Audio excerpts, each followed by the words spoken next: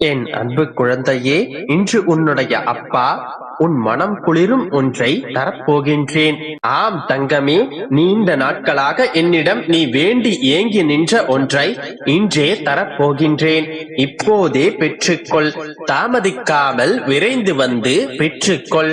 மனதில் எதையெதையோ நினைத்து வேதனையில் இருக்கின்றாய். உன்னுடைய வேதனைகள் எல்லாம் தீர்ந்து மகிழ்ச்சி வரப்போகின்றது. என் மேல் பாரத்தை போட்டுவிட்டு நீ நிம்மதியாக இரு.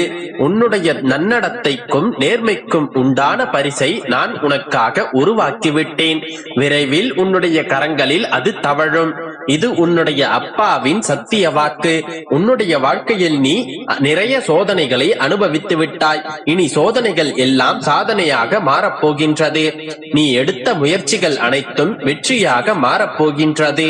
உன்னுடைய அப்பா உன்னுள்ளேயே தான் இருக்கின்றேன். இனி எல்லாம் உனக்கு ஜெயம்தான். எல்லா சுமைகளையும் என்னிடம் தந்துவிட்டு தைரியமாக போய்கொண்டே இரு. வருத்தத்தை விட்டு பொறுமையாக உனக்கான இலக்கை நோக்கி போய்கொண்டே இரு. உனக்கு துணையாக நான் என்றும் எங்கும் இருப்பேன். நீ நடக்கும் பாதையில் முட்கள் இருந்தால் நானே முன் சென்று முன்பாக களைத்து விடுவேன். எதையும் பொருட்படுத்தாமல் உன்னுடைய இலக்கை நோக்கி போய்கொண்டே இரு. நீ போகும் பாதையில் மிக மோசமான மிருகங்கள் வரலாம், மோசமான மனிதர்களும் கூட வரலாம். எதை கண்டும் அஞ்சாதே, தைரியமாக போய்கொண்டே இரு. நான் அவர்களை தூக்கு வீசி பந்தாடுவேன். சாது மிரண்டால் காது கொள்ளாது என்பதை நீ அவர்களுக்கு காட்டும் தருணம் வந்து விட்டது. இப்போதும் கூறுகிறேன், உன்னுடைய இலக்கை நோக்கி போய்கொண்டே இரு. எல்லாம் நான் பார்த்துக் கொள்கிறேன். உனக்கான வெற்றி உனக்கு நிர்ணயிக்கப்பட்டு விட்டது.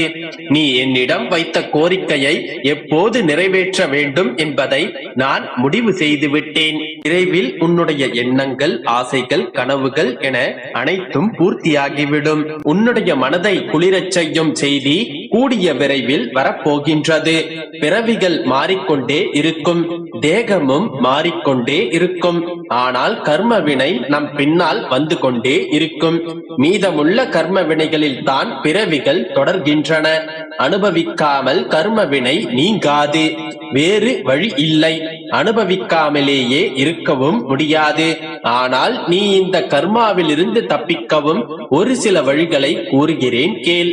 நீ தினமும் என்னை ஆராதனை செய்து கொண்டிருந்தால், என்னுடைய கதைகளை சுவாரஸ்யமாக கேட்டுக்கொண்டிருந்தால், பெருமாளே பெருமாளே என்று நீ அழைத்துக் கொண்டே இருந்தால், எங்கோ எப்போதோ கேட்பது போல தினமும் என்னுடைய வார்த்தைகளை பக்தியோடு நீ கேட்டுக்கொண்டிருந்தால், என்னுடைய உபதேசங்களை நீ கடைபிடித்துக் கொண்டிருந்தால், அதன் பலனாக இரும்பு போன்ற கர்மாவாக இருந்தாலும் பஞ்சு போல மாறிவிடும். அந்த பஞ்சு போல கர்மாவை அனுபவிக்கும் சக்தியை கூட நானே உனக்கு தருவேன். அதாவது தலைக்கு வந்தது அனுபவிப்பது தெரியாமல் தலைப்பாகையோடு போய்விடும். உன்னுடைய வாழ்வில் பல ஆச்சரியங்களும் அற்புதங்களும் நடக்கத்தான் போகின்றது. உனக்கு நடக்கும் அற்புதங்களையும் நீ உயரப் போவதையும் உன்னை வேண்டாம் என்று வெறுத்து ஒதுக்க பார்த்தவர்கள் எல்லாம் உன்னுடைய வளர்ச்சியை கண்டு பிரமிக்கத்தான் போகின்றார்கள். உன்னுடைய கஷ்டங்கள் எல்லாம் தீர்ந்து உன்னுடைய வாழ்க்கையில் நீ ஜெயிப்பாய். உனக்கான சந்தோஷம் உன்னை தேடி வந்து விட்டது. நீ என்னிடம் நீண்ட நாட்களாக கேட்டது உன்னுடைய கைகளில் சேரும். காலம் இப்போது கூடிவிட்டது. இன்று அதற்கான நல்ல அறிகுறிகளை நீ உணர்வாய். காலமும் நேரமும் கூடி வந்த நிலையில் கண்கலங்கி நிற்காதே மகளே. கவலையெல்லாம் மறந்துவிட்டு மகிழ்ச்சியாக இரு. மற்றவற்றை நான் பார்த்துக் கொள்கின்றேன். நம்பிக்கையோடு இரு. அனைத்தும் நல்லதாகவே நடக்கும்.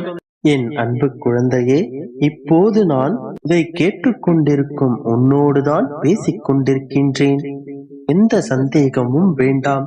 இது உனக்கான வார்த்தைகள் தான். உன் வாழ்விற்காக நான் அளிக்கும் சத்திய வாக்குதான்.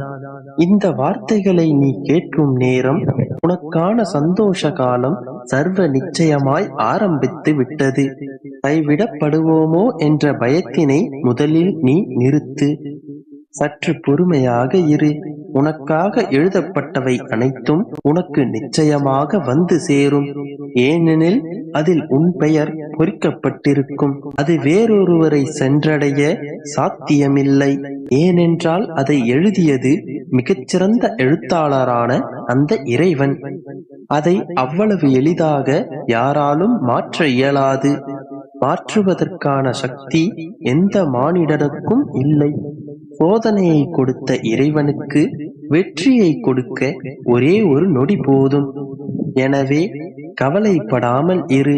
எந்த கணமும் முயற்சியை கைவிடாமல் நம்பிக்கையோடு முயற்சி செய். எந்த நொடியில் வேண்டுமானாலும் உனக்கான வெற்றியை உன் கண் முன்னே காட்டி விடுவேன். வேகமாக முன்னேற முடியவில்லையே என்று வருத்தப்படாதே. பின்வாங்காமல் முன்னேறி சென்று கொண்டிருக்கிறாய் என்பதை நினைத்து சந்தோஷப்படு. எப்பொழுதும் உன் மனதில் உயர்ந்த எண்ணங்களை வளர்த்துக்கொள். இந்த நொடியிலும் உன்னை நீ தாழ்வாக நினைக்காதே. நீ யாருக்கும் தாழ்ந்தவனில்லை. சொல்ல போனால் உனக்கு நிகரான மனிதன் இவ்வுலகத்தில் பிறக்கவில்லை. எண்ணங்கள் உயர்ந்த இடத்திற்கே அழைத்துச் செல்லும். எனவே எப்பொழுதும் உன்னை நீ உயர்வாகவே நினைத்திரு. உயர்வான எண்ணங்கள் என்றால் மிக உயர்வாகவே இருக்கட்டும். உன்னுடைய எண்ணங்கள் எளிதாக அடைந்துவிட முடியாத இலக்காக இருக்கட்டும். அதை எட்டி பிடிப்பதுதான் உன்னுடைய வேலை. உனக்கு துணையாக இருப்பதுதான் என்னுடைய வேலை. யாராலும் யூகிக்க முடியாத உயரத்தில் இருக்கும் உன்னுடைய எண்ணம்தான் உனக்கு வெற்றியை கொடுக்கும். எனவே பெரிதாக ஆசைப்படு. இப்போது இருக்கும் இந்த நிலைதான் உனக்கு எப்பொழுதும் இருக்கும் என்று ஒரு கணமும் யோசிக்காதே. இது காலம் போடும் கணக்கு. யாரை வேண்டுமானாலும் எப்பொழுதும் உயர்த்தியும் தாழ்த்தியும் காட்டும். அது அந்த காலத்தால் மட்டுமே முடியும். இன்னும் நான் கேட்டது கிடைக்கவில்லை, அந்த இறைவன் எனக்கு கொடுக்க மாட்டாரா என்று குழம்பிக் கொள்வதற்கு ஒன்றும் இல்லை. உள்ளது என்னவோ அதை கொண்டு மகிழ்ச்சியாக இருக்க பழகிக்கொள். இல்லாதது அனைத்தும் இனிமேல் உனக்கு இறைவன் கொடுக்கப் போவது என்று நம்பிக்கையோடு இரு. நீ கேட்பது உனக்கு நிச்சயம் கிடைக்கும். என் அன்பு குழந்தையே, உன்னுடைய கவலைகளும் கஷ்டங்களும் இறுதி கட்டத்தை நெருங்கிவிட்டன. குழந்தையே, உன் மனதில் இருக்கும் ஆசைகளையும் விருப்பங்களையும், நீ எதிர்பார்த்து காத்து கொண்டிருக்கின்ற நல்ல நல்ல விஷயங்களையும் உன் தந்தை நிறைவேற்றி உன் கைகளில் கொடுக்கப் போகின்றேன். உன்னுடைய வாழ்க்கையில் இருக்கும் கவலைகளும் கஷ்டங்களும் சோதனைகளும் அனைத்தையும் உன்னுடைய தந்தை நீக்கப் போகின்றேன். இதுவரை நீ கனவுகளில் கண்ட சந்தோஷமான வாழ்க்கையை இனி நிஜமாக அனுபவிக்கப் போகின்றாய். நீ எதிர்பார்த்த வேலையும் உனக்கான நாளையும் உனக்காக நான் அமைத்து தரப்போகின்றேன். இனி நீ சிறப்பாகவும் ஆரோக்கியத்துடனும் அனைத்து செல்வங்களுடனும் சந்தோஷமாகவும் மனமகிழ்ச்சியுடனும்